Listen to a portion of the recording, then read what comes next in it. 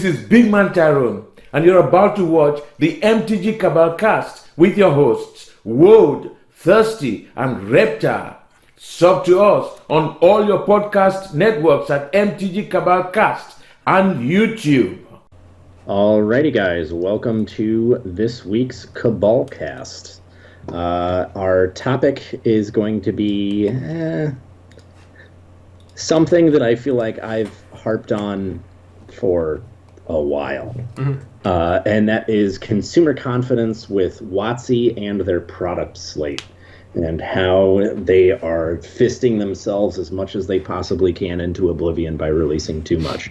It's not okay. That's totally my opinion. Anyways, let's get started. Yep. So the first topic we wanted to talk about is WotC and their moderation of formats, because as of late it has been the topic. There's been a prolonged series of bannings, and this was really the topic that kind of generated the idea for the podcast.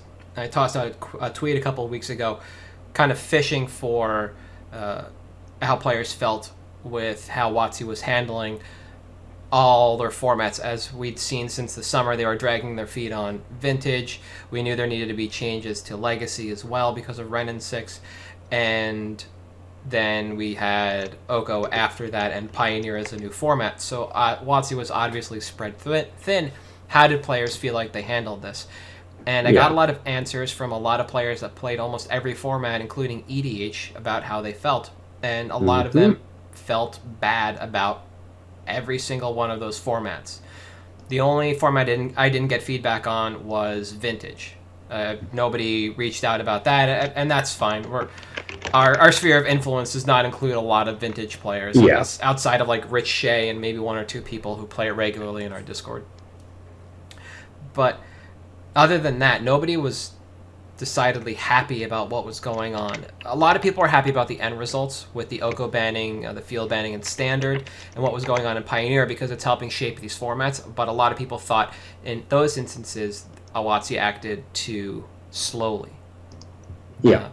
But in some instances, people felt they reacted glacially in terms of Ren and 6, where they cut it way too close to a Legacy GP. Rug Delver players have been testing Ren and 6. Then they got hoisted. It was, as weird as it is, I think the way they've handled Pioneer has probably been the most sane thing out of all of this. And I think so too, honestly. Who knew banning cards every single week is the way to fix bad design for an entire year? Yeah.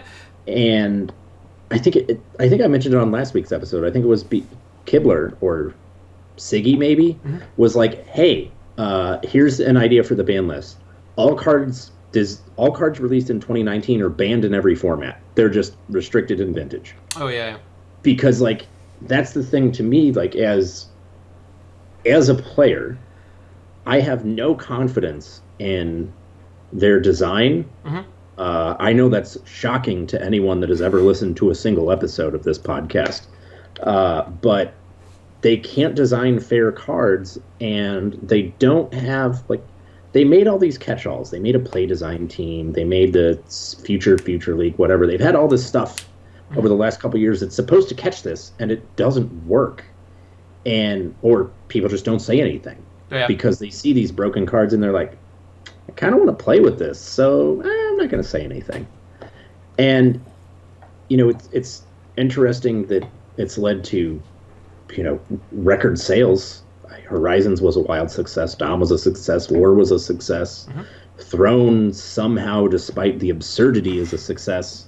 We have a lot of products to sum total for Throne, right? Yeah, that's true. Like the individual product numbers are probably pretty low for Throne. Let's be real. But they've got a lot of them, so they're selling. Yeah. And, they continually find ways to mess it up. Like Secret Lair released, right? So yesterday was the complete set for $200. I ordered a set. I got an email. It said, your criteria hasn't, this doesn't meet proper criteria. Your order has been canceled. I'm like, well, that's weird. I checked my credit card statement. It's still showing as pending. I'm like, well, it's obviously pending. So I place another order. I get the same email. I'm like, what? So I call. I have to verify my email address, my credit card number, and the billing address in order to get them to approve my order. That's interesting. And they only saw one of them. So I may get 2 copies. I don't know. Those are like the people who went through the process. They've validated the purchase, but then got an email that they had to verify the purchase, and then when they clicked on the email, it put them back in the line to buy the product again. Yeah, and like, who knows what's going on with any of this? Yeah, and that leads back into like QAing these products as a whole. So it's not just about play in that regard and moderating formats. No. This goes into just QA as a system. What we do know moving forward is that Hasbro did have a call for WotC to double their numbers across the board in terms of employees. But we don't know what segments those new employees are going to buffer. Will it be D&D? Will it be Magic? Will it be Robot Digital? Robo Battle or whatever that ill-fated game was that they produced? You know, we don't know. What we can hope is that people move into play design and to R&D and kind of, you know, dust out the place. Yeah. You have a ton of old guard in R&D that are just doing things their way because that's the way they've been done. That's the way they think they need to be done. But that's not the way they have to be done or should be done anymore. And you run into a lot of issues with recent design mistakes because of this that have led to moderation in these formats. Yeah, that guy. This is a design mistake. This should never have happened. Ever. How does this card get printed? Sorry. My feelings on Oko has been the same, which is that they never futures test one set at a time. They're always testing 2 sets. So whatever standard they had Theros in it, or they might have been one short, so there was no Field of the Dead to start, so their decks were completely different. You know, just something goes on, and that card exists in their little paradigm differently than it does out here, and it's not for a lack of talent on that R&D team because they have a lot of high caliber players on that. Not R&D, sorry, play design. They have a lot of high caliber players on that team. But you just kind of go down this road now of, all right, for the last 2 years, we've had 4 cards and 5 cards banned respectively in those years. You know, there were 4 cards banned this year, I believe. Right? Oko, Field, and 2 others. So I'll bring up the list because I know I'm gonna. Once Upon a Time. No, Veil. not in standard. Veil. Oh yeah, Veil. Yep. And one more that I can't remember off the top of my head. But it doesn't matter. Just the last 2 years, we've seen almost 10 cards banned. And then going back to 2017, Emrakul, the Promised End, Smuggler's Copter, Reflector Mage. So we're looking at about 12 cards there. And then prior to 2017, the last standard ban we had was all the way back in 2011 with Jace the Mind Sculptor and Stoneforge Mystic. That means we went through original Innistrad block all the way through Battle for Zendikar without a banning on anything. Yep. And then they started to push design and test new things. I mean, they did with the flip cards originally in Innistrad, right? But that's technically an iteration off the flip cards from Kamigawa block. Yeah. Slightly different design. But they tested energy. They tested... they brought back the delve mechanic. Yeah. And they just threw standard out of whack with these push designs because every now and then you need to reset the standard power level, and they just shot way too high, and futures or league testing was just not up to snuff. And that's fine. You can miss. But you can't miss and then be slow or drag your feet. Yeah. Somebody noted that, I think it's Ari Lax, noted that there's no, after this Pro Tour, there's not a large standard event until like April of 2020. There's no Magic Fests, no Pro Tours are slated to be standard between now and then. And despite the fact that Arena, as far as I've heard, is wholly unplayable because of various bugs and connection issues, standard is waning there. Yeah. Standard is waning across the board. There was the emergency email that you sent out, you kept close to the chest and sent out a couple of days ago, where WotC is basically reminding people that you can sanction PTQs as standard.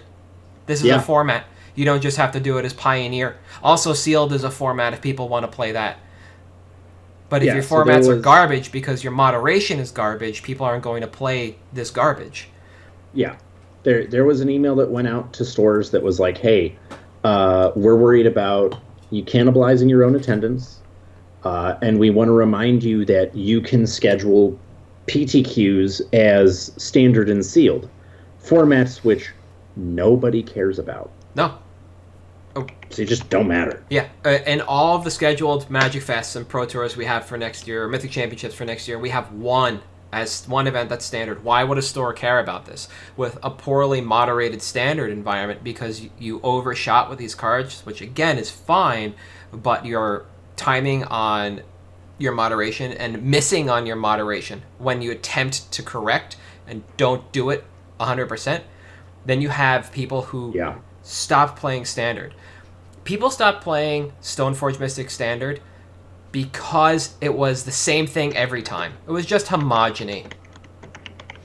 But people stopped playing Mirrodin Standard because of how overpowering the format was and how every B&R that came out back then, something new was banned every time, and tournament attendance dropped because they had affinity cut out from underneath them several times, and the format became extremely low powered, and people lost their asses financially in that format. Yeah.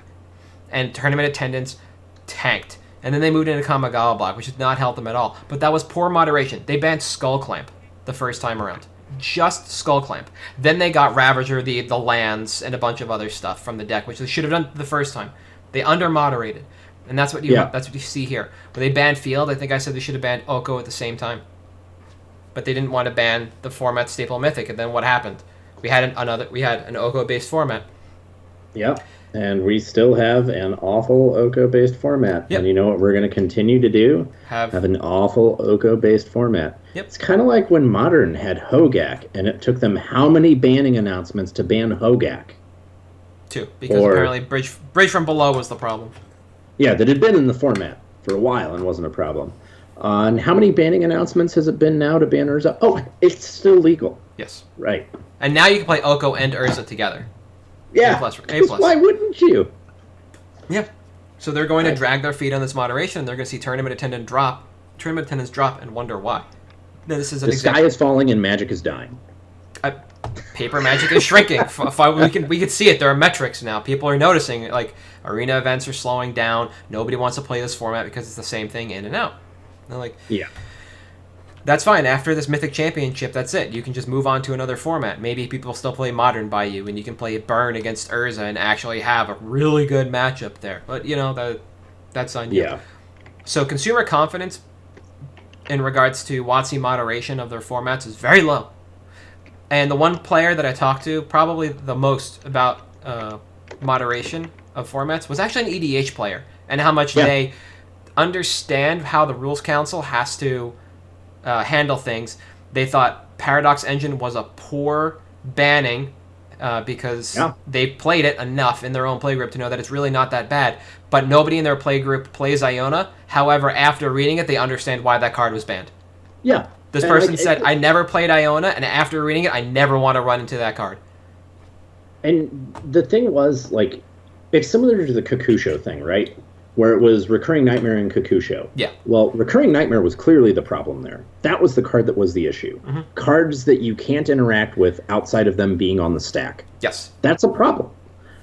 Similar to, like, on the CEDH side of things, Paradox Engine was dumb because now, as I'm sure you were about to mention, the meta is just mono Flash Hulk, which you can't interact with except when it's on the stack. Mm-hmm. So, which forces you to play the game a very specific way. Yeah. Yeah. And that's why, I think Paradox Engine was bad. Mm-hmm. And it's been interesting because, seeing the difference in moderations from, I guess, 4 different groups, 3 different groups, EDH, DCI, Pioneer, I guess 3. Mm-hmm. And seeing the difference, even between the 2 that are internal with WotC, is just crazy to me. Yeah. Because each Pioneer announcement, and some of them don't have the most transparency, sure, but I remember, when they banned Memory Jar, there was a 3-page article about why we're doing this. Oh, yeah. And they owned up to their mistake. They said, you know what? We kind of messed up. We goofed. Like, we sorry. goofed. We goofed so bad, we're erasing a Pro Tour from history. Sorry, people that top aided. Yep. And, like, you don't get that transparency anymore. And I think that's part of the problem for me, is that I could have a little bit more confidence in Wizards if they were more transparent about the bannings. Yep. If they did say, you know what, this was a design mistake. Because so far, everything they've said has just been results-oriented. They haven't ever said, with Hogak or any of that stuff, we goofed. Especially with the vintage bannings. Yeah. Or restrictions. They haven't said, like, we didn't even consider this when we were designing this card. And you know what? Say it. It's fine. Everybody knows it. Yeah. Everybody knows you don't care about vintage. I think they referred to Legacy and Vintage as older formats one time when they talked about the fact that they test for Standard, and it's very hard to keep Modern in check, but they don't test it in quote-unquote older formats. Yep. They have said that, which is like, great. That's fine. You don't design for it either. Yeah. And that's fine. Let people in the community contribute to those ban restriction lists. That's fine. Let's go back to another interesting card when we talk about consumer confidence and when it comes to older formats like Vintage. There was a time where WotC paid attention to Vintage, and they paid attention so well, they banned a card before it was even released. They banned Mind's Desire before you could open it in a pack. Yep. Or they restricted it before you could even open it in a pack. That's how much they cared about the format back then. And they still held 0 events. Yeah. But they preemptively banned it. Similar to, there was something in Pauper that they preemptively banned prior to release on Moto. Okay. It was one of the Storm cards. It wasn't Peregrine Drake. That was the one I thought they should have preemptively banned and then banned like 3 weeks later because... Yeah, it's also hard because they downshift. So I'm looking at the timeline that I've shared, which it's an awesome link. I'll put this out here because you can read all the announcement articles. I also love that link. It's great. Yeah.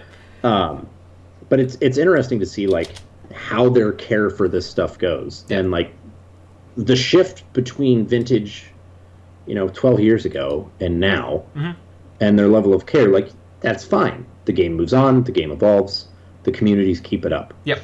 But after a certain point, you have to acknowledge, like, we are not capable of moderating this. We are not capable of moderating our own products, even, like, to be honest. Yeah, and that's the next part I wanted to touch on is looking at their product slate, as formats go. Because a lot of them, you can just look at them and see, like, you guys just don't pay attention at all. And you can cite specific examples. We're going to go newest is a bad word. Basically, standard down through vintage in terms of like maximum age of cards in a format. And the standard product slate is still kind of whatever. You look at the base sets, and people still buy into that format, and they will as long as it's available. People will buy in. All the fluff that goes with it now, the not the Brawl decks, but specifically the collector's edition things like that, and the Mythic editions. People feel priced into buying into those now because there's financial gain to be had there, either by holding it or turning it immediately, cracking it, piecing it out. Yep. But confidence is there overall in these products. People are very wary about what they need to buy into right now because there's so many ways to get a single rare or mythic card in foil and non, and now alt art. Yeah. So confidence in that product slate is still pretty high. Past that we have Brawl, and we're going to skip over Historic because who knows what's going on there. That announcement should actually be here in like 2 weeks. Brawl's a joke. Well, we don't get... I would assume there's barely confidence in the product. Nobody that contacted us about this actually mentioned Brawl at all because you can only play it on Wednesdays on Arena. So for the next, it's 5 hours you can play Brawl today as we record this. But at least in paper, nobody talks about it. All I hear is people being happy they found decks at big box retail. That's it. That's the confidence so in there. Resell. Well, and the thing is, or crack it for EDH. Yeah, well, and they said like we're not doing Brawl sets for Theros. At which point, like, are you even here? Like, does this even matter? Like, what's going on? I don't get why you're doing any of this now. I don't think anybody has confidence in that format as a whole, like to play the format. And we don't mean like buying into the product slate because they think it's good, but buying into the product slate because the format is viable. WotC's going to support it. You think it's going to be here. This kind of confidence, like, I'm going to spend money on this regardless of whether or not I make anything back because I want to play. Like, near zero brawl support from the player base as a whole. Like, nobody seems to be confident in it. I think the next one up, Pioneer, people are the most confident about because WotC's still churning the wheels on this thing. They're letting us beta test it in a much better way than they did with Modern, which is here's a 40-card ban list for Modern. Oops, Wild Nakata was on it, and we don't know why. Yeah. And they put better now. I agree. Guess. And people want to complain about the bannings. So what? You're here to play this format and test it. Just because you liked your deck for 2 weeks doesn't mean WotC can't ban the shit out of it because it just wins everything. Like, so be it. They don't care. Like, Smuggler's Copter was either going to be everything or nothing. It wasn't just going to be this middling card. Be honest with yourselves about that. It was going to be 100 or 0. And it turned out to be 100, and they cut it loose this week. I'm sorry if you sat on it. Like, I got out 2 weeks ago. That thing hit $5, and I just outed it. Oh, yeah. I buy listed my copters at Columbus because I was like, it's not that busted, but it's going to be the same reason that they banned it in Standard. Yeah. It's in every deck. It makes every deck a 56-card deck. I will never forget when they banned Wild Nakata in Modern. The reason they gave for it was same reason for Deathrite Shaman. Every green deck you build starts with 4 of this card. Every aggro deck you build in Pioneer starts with 4 Smuggler's Copter. If you keep that mantra going, along with free spells are always broken, you should be able to min-max pretty well on this kind of stuff, and you should have just gotten out when Smuggler's Copter hits somewhere over $3. That should have been your clue. They're like, Gruul was running it, Azor was running it, Mono Black was running it. All you had to do is wait for one of those aggro decks to cannibalize the others, become the deck to play, and then be like, all right, we're out of here. All right, we're done. See you later, bye. Yeah. I got it. But I think people are very confident in this format because WotC's still paying active attention to it, probably as much or more than Standard right now. With this Mythic Championship coming up and no Magic Fests no Mythic Championships in 2020 supporting this format for 4 months, they got to have their eyes on something. Yeah, right? I definitely think they are because it's clearly not Legacy. Nope, and it's not Modern, which is the next format we're going on to. People still play this format. God bless them. Like, I might go play it on Friday because the store by me that runs it like every other Friday can't move into Pioneer yet. The players started in this weird point in time where it's like halfway through the Pioneer lifespan they started. That's when I helped jumpstart the store. So they're missing like the back half of that format, but they've been on Modern for so long that everybody's invested in all these older cards like fetch lands, etc., like Zendikar fetch lands that wouldn't even possibly be legal. So I don't think that store is not going to transition. So, like I said, God bless them. They still play Modern. And I think that's it for right now. It's just the diehards and the people who want to play it at a Mythic Championship level. I honestly don't know what that Magic Fest level is going to look like. With 1,600 people showed up for a Legacy Magic Fest in Italy, I don't know if we're going to see that many people show up for Modern. That is the most people we have had show up at GP since Vegas. Because the first Vegas, right? Or no? This last Vegas had like 13, I think. But at any rate, like, besides Vegas, which is a destination event because it's Vegas, this is the most people we've had at a GP for a format that Wizards said they're abandoning. But you had sub 500 people in the main event at Columbus. The PTQ on Friday had 22 people. On Saturday, it had 40-something, and on Sunday, it had 30-something. And your standard... The Sunday one was Modern, though, right? Yeah, Sunday one was Modern. Okay. But, you know, for a format... For an event that is supposedly your flagship format, that's pretty bad attendance. Yeah. Because everyone's leaving Modern for Pioneer. But even your Pioneer, like, events are not getting a lot of people for sides.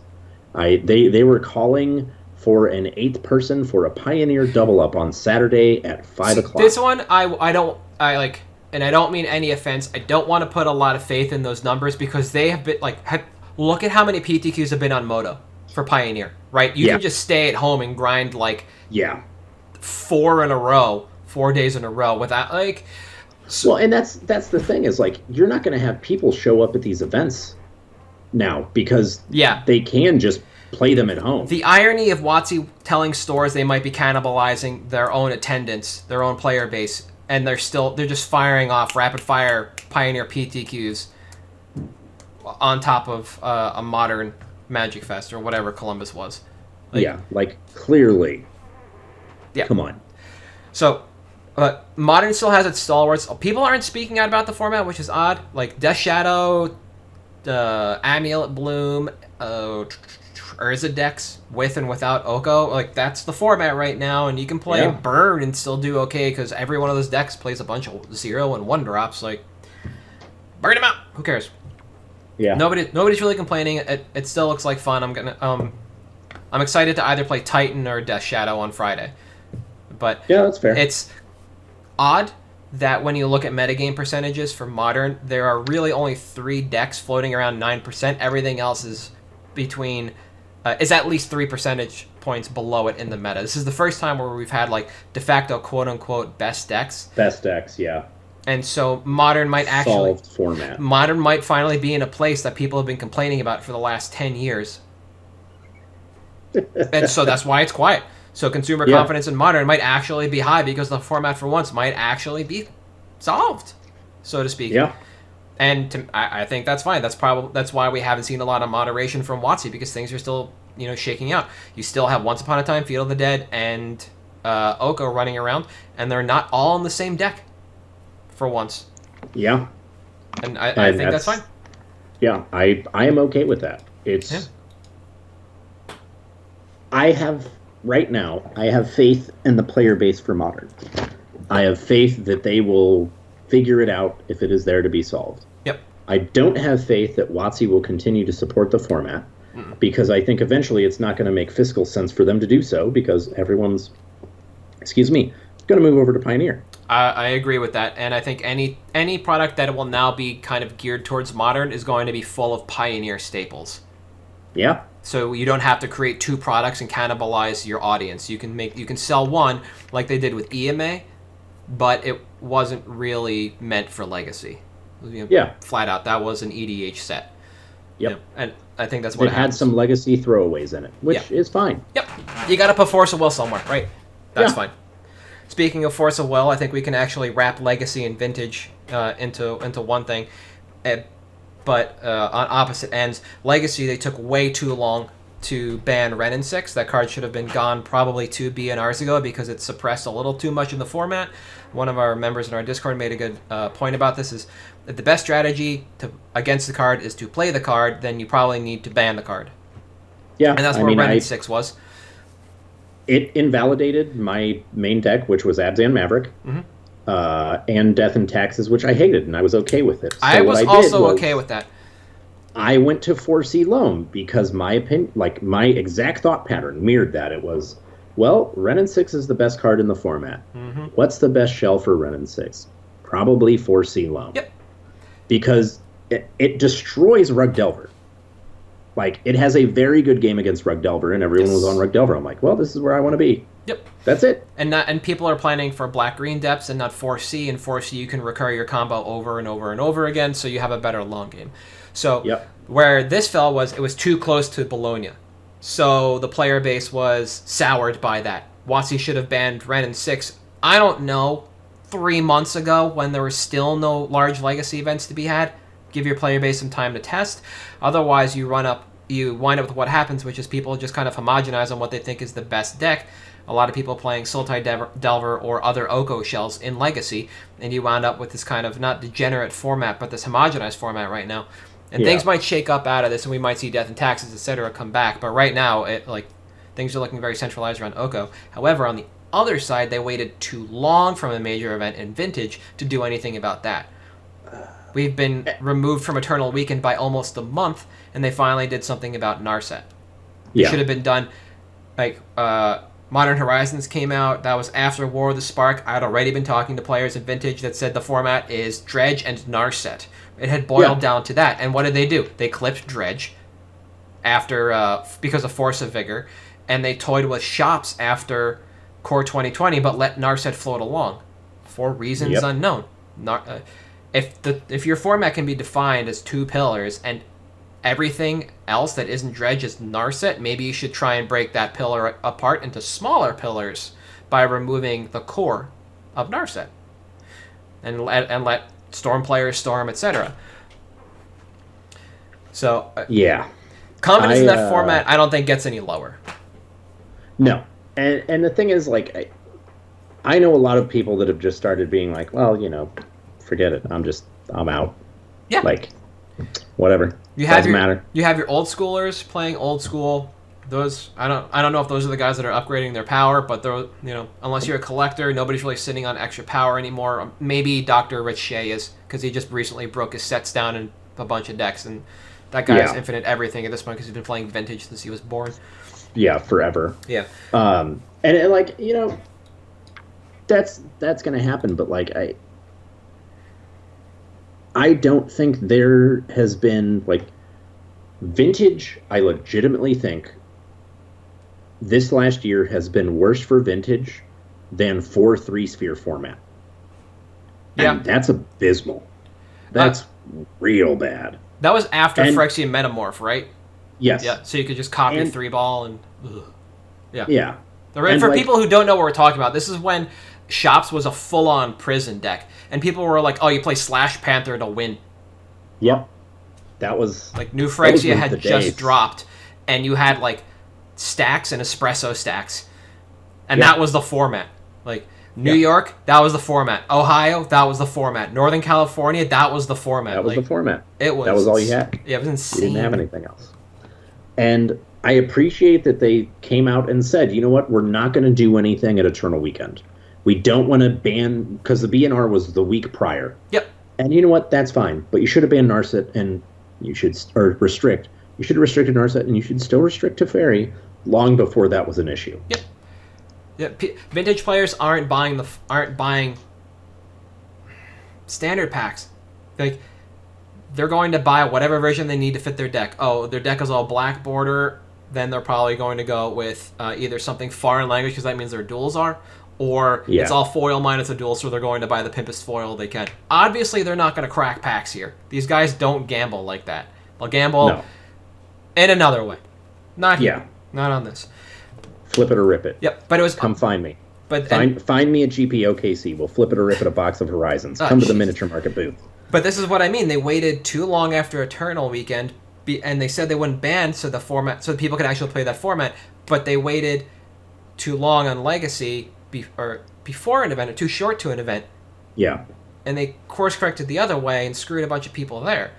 Like, and the player confidence in Legacy is never going to be shaken. The people that play Legacy are the people that are going to play Legacy. Those are the entrenched players. Same with Vintage. You're not getting new players to these formats. The end. Yeah. But Vintage as a whole is going to be looked down upon by the players who have been playing this format forever. And what do they do with their winnings? They reinvest back into the format for older versions of their cards, to have something pimper, to sit on more copies, etc. And when they out, that's kind of a problem for the secondary market, because now it's flooded, prices depressed for a while until those copies are picked up.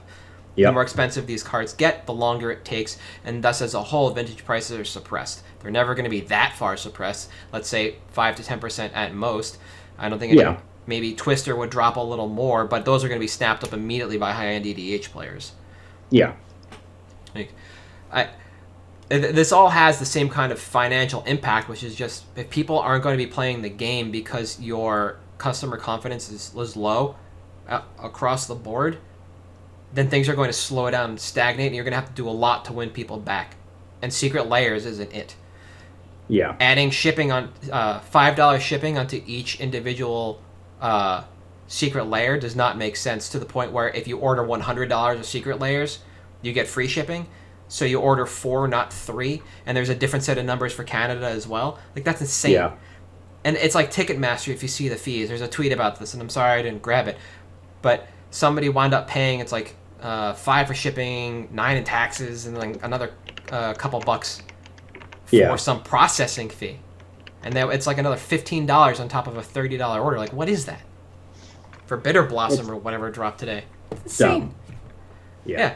Like, they're going to have to bang it out of the park with Theros. And I don't care about the collector's edition, whatever they do there. If they do the storybook shit again or some other alt format Of for their course they're going enchantments. to. Yeah, it's some unique frame for Theros. I don't care about that. The set has just got to be gas for standard and not break the rest of the game for people to want to stay interested in this and not make this a lull year. Yeah. It's going to be hard. It really is. Yeah. And like It's unfortunate, but it really is getting to like the point where I think it's going to be a problem for people to keep interest. yeah, interest wanes, people sell, cards get cheaper, you'll lose your ass on your collections, and that's what's going to happen. Like, Yeah. I don't have the numbers in front of me for Kamigawa block, but at that point in time, extended was the format to play because standard was so bad. So all the cards that had just recently rotated, like Fetchlands, etc., kept their value. Like that was a weird point in time. Dual lands were still super cheap, but they had been grandfathered out of extended. So the only formats playing them were Vintage and Legacy. Those things tanked a bit. Like $20 for a UC is nuts, even for back then. It's 2004. Yeah. But if people aren't buying the standard because it's bad, everything lulls, and that impacts everybody. We like to talk about a rising tide raises all ships. Well, when the tide lowers, it takes everything with it. Yeah. So that's kind of what we're looking at. Yeah. And that's not great. And it's not safe to say that the most attractive formats and the most popular formats, the ones that people have the most confidence in Pioneer and let's say EDH, are going to keep everything afloat. They won't. They'll keep their formats afloat, but Pioneer was printed into infinity and beyond. A lot of these cards are taking a long time to rise despite seeing 4x play in some of the best decks. You know, a card I'm going to talk about later is my pick is in Simic Nexus Up and Down, but it's going virtually nowhere right now because it's printed into infinity. Yeah. And that is unfortunately like what you have to go for now. Mm-hmm. Because, you know, you certainly can't invest in like Pioneer financially at this point because you're just so likely to get hosed. I mean, obviously you can. Yeah. But you probably shouldn't. Yeah, I'm not telling anybody to buy into any deep Pioneer spec because the format's still shaking out through this trying time of bans and restrictions. I would never tell anybody to step in, but you should definitely be combing your collections. You should be curating and paring down because we're going to move into Masters season soon within the next year or two. And if you don't think Pioneer Masters is going to happen over Modern or EMA again, you're wrong.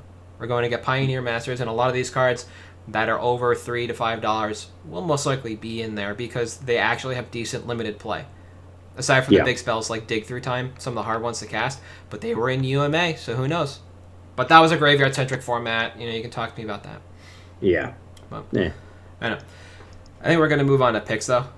Yes. Ready? Let's wrap it up. See where we're at. All right. So my pick for this caster that was delayed by a week is Tamio, Collector of Tales. This is the 4CMC Simic Tamio. It is used mainly in Simic Fog right now in Pioneer, which, as predicted, after a number of bans, has been creeping back up in popularity. This is a card that's also in Standard here and there. It does creep up. I actually thought it was in a Wilderness Reclamation coming up in Mythic Championship 7, but it's not. Yeah. It does one thing, and it does it really well. It's another pseudo dig through time. Yep. It lets you dig in a deck where you basically have like 3 cards you want to find. Yep. Which is great. And in a format... That's what you want. Yep.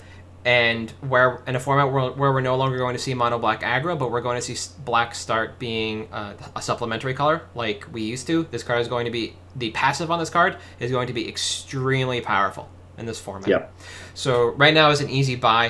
When I said to pick it up, it was actually 111 market on TCG, and it's been wavering. If you saw the graph that I just put up, right now it's about 92 cents. But after this recent round of bannings, and people realize that Simic Nexus is still a good deck, so 14 different players this deck in the last couple of days alone start actually winning events in paper and on Moto, this card will definitely pick up. I don't know where it's going to end because this is a War of the Spark Planeswalker, so it's a regular rare. Yeah. And it's also in promo packs and has a Japanese variant. But I would assume $3 to $5 easy. 5+ if nothing happens to Nexus over the next couple of weeks. And I feel like any dig through time deck is very tentative in Pioneer. If we make it, I'd say through December without a dig through time ban, I think that's when Jeskai is going to come back. You'll see Blue Eye Control come back, and you'll see Nexus deck come back. Any control deck that can take advantage of this card, or any long game deck that can take advantage of this card, that being dig through time. Once that card comes back, it'll take off and it'll take everything else with it. So that'll be the Nexus deck. That'll be 3 CMC to Fairy Blue Eye Control base decks, and then that'll be any Jeskai decks, be it Ascendancy or Control. Yeah, for sure. Yeah. One note about the War of the Spark version of this the Japanese version of this Planeswalker is that it's sitting about $1 and change right now on TCG. I think, if this number is to be believed. Too cheap. Yes. Affordable. That is exactly the point. This card is way too cheap on TCG Player right now, compared to its English counterpart. Let me check this out. Oh, actually, it went up. It's up to 7 now. So it was 4. Okay. Yeah. So it's bumped. If you could find these for 5, I would pick them up immediately. Yeah. Again, this is a card that I think is just going to become a staple in Blue-Green X formats within Pioneer. And I think this has long-term value. Yeah, I think it is the most fair and balanced of all of the passive effect Planeswalkers, and I think that, for me, that's why I feel it has the longer-term stability. It's the least likely to get banned. Yes. But it generates card advantage in a way that decks in those colors want to. Yep. Similar to like Once Upon a Time. You've got 1 answer, 2 answers, whatever that you're looking for, it's going to help you dig for those. Yeah.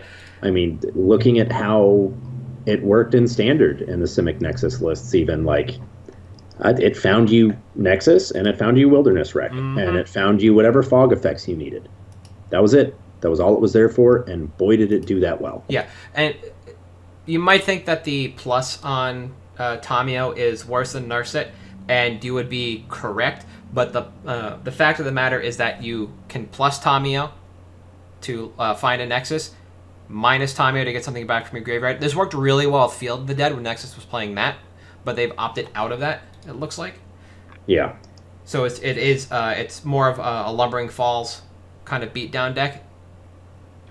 If you don't want to win any other way, which there's some beatdown in the sideboard. There's Brazen Borrowers in the main, so you do have avenues of attack, but it has since moved on from a field deck. And being able to, while you're in that turn loop, plus and combination of plus and minus, and recur your threats back from your graveyard to create a board state that is basically insurmountable and close out the game that way is a lot more important than Narset is, being a better quote-unquote dig-through time. Yeah. So I think it's solid. I also think, just generally Planeswalkers long-term are great. Yep. It, like you said, it's a little interesting because there are so many versions of it, and that's kind of been the story of, MTG Finance for the last year, is who knows, what's going to happen financially with this stuff, because there's so much of it. There's 1,300 unique cards in Eldraine, so who knows? Oh no, 13 in the mystery boosters. Oh yeah. Right. Oh, I thought it was thrown with all the different versions and everything. There were some obscene number. Yes. When you count all the variations, the sum total number of unique card iterations is 1,300. Yeah.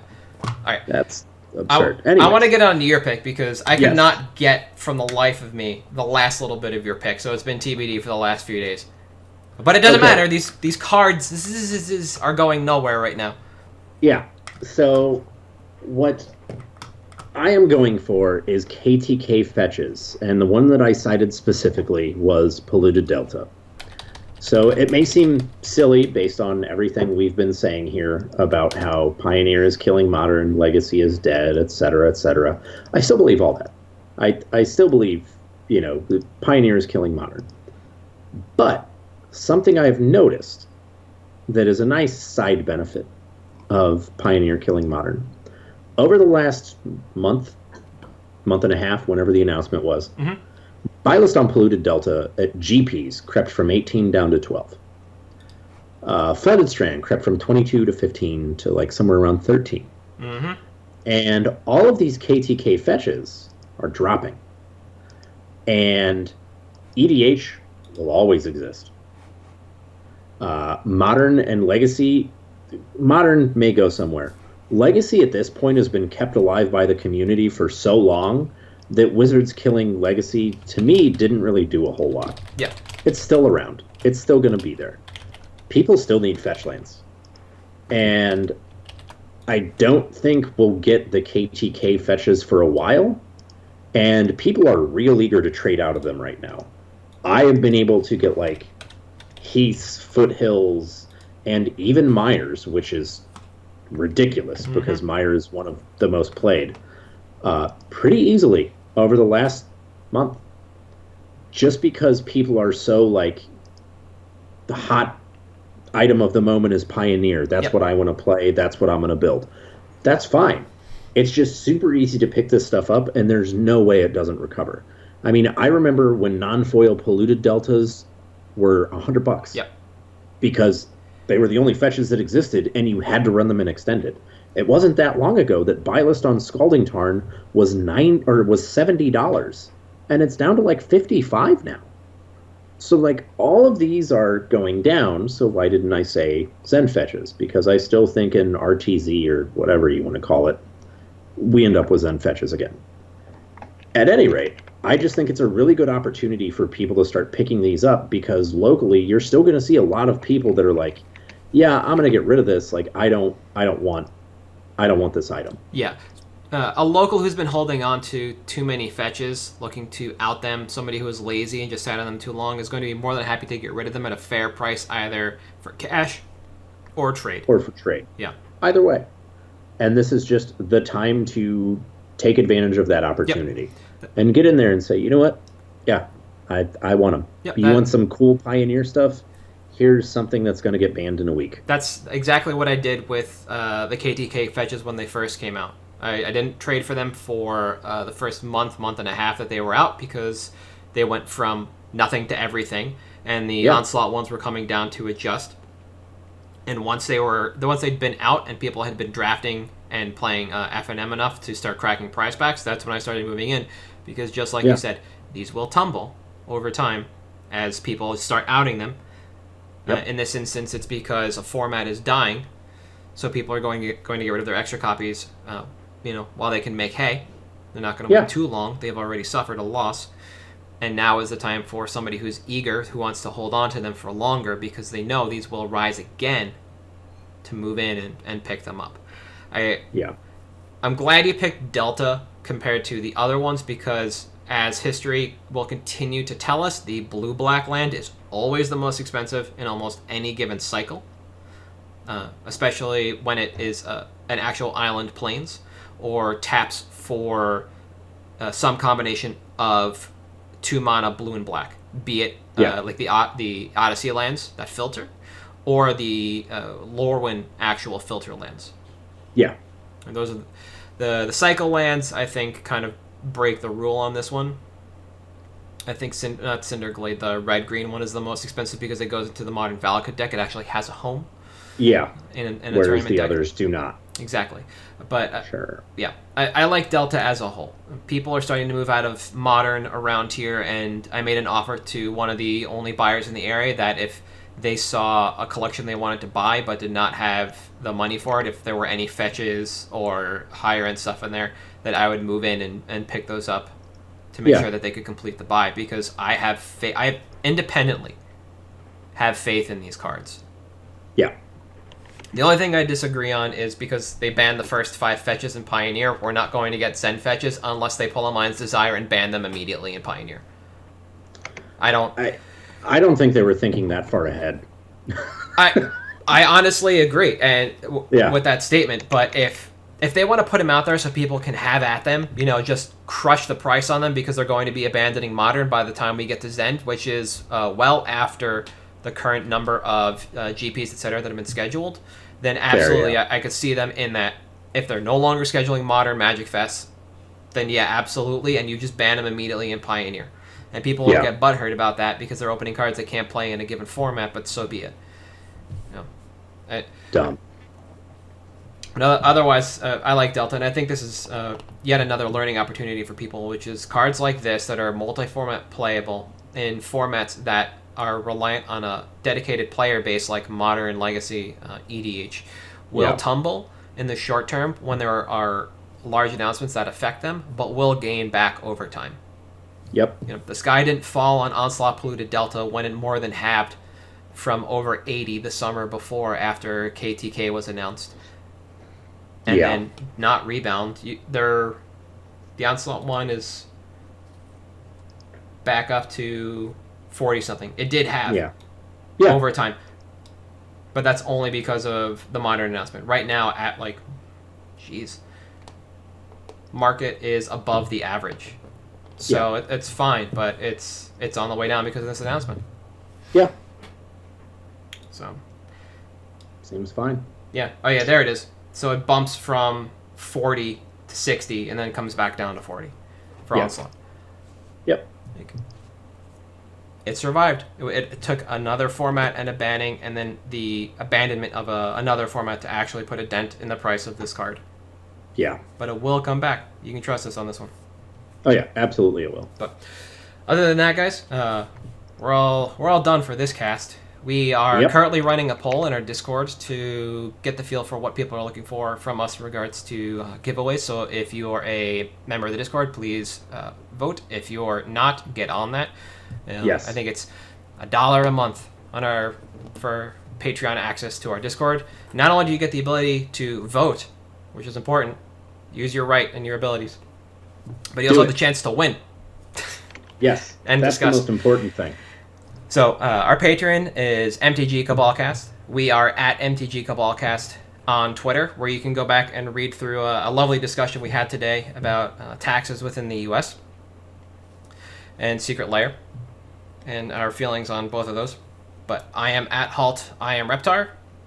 You are at Thirsty Sizzler, and we are on iTunes and Stitcher and eventually Spotify, which we thought we had but don't anymore. Yeah. So we will be there. Thanks, guys, We'll for see you next tuning in. Yep. Deuces.